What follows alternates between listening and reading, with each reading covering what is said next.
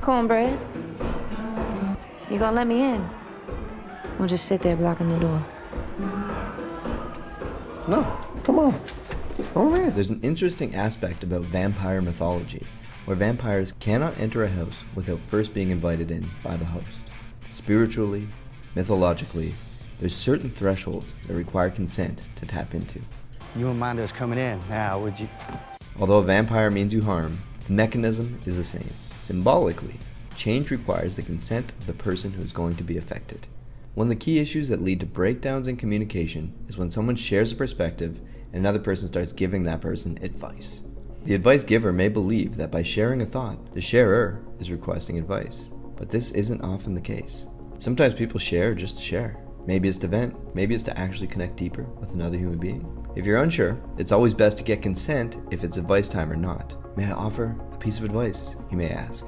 It seems super obvious, but this is something we've seen lead to breakdowns in our practical philosophy meetups, so we've had to build in guidelines for how we talk to one another. By making this mistake, it can throw off entire interactions. There's just something icky about someone offering unsolicited advice, as if they know better than you about your situation, and it tends to rub us the wrong way. When giving advice to someone who never asked for it, it seems like you're putting yourself above them. Whether this is done consciously or unconsciously, the impact is the same and doesn't feel good. Alcoholics Anonymous is a group that does an excellent job in dealing with this. This is a group of people who don't fit into the typical society, and yet across 180 countries and nearly a century of existence, they more or less have managed to build a peaceful community that brings an unmatched amount of good to the world. Their secret? Minimal advice. In response to someone sharing a struggle, they don't tell them their recommendations on what you should do. They may share a story from a similar situation on what they did, but they never tell someone directly what they should do. This approach allows the initial speaker to figure out for themselves what lessons to take and gives them agency in the situation without having someone preaching to them. If someone comes to ask for your advice, by all means give it.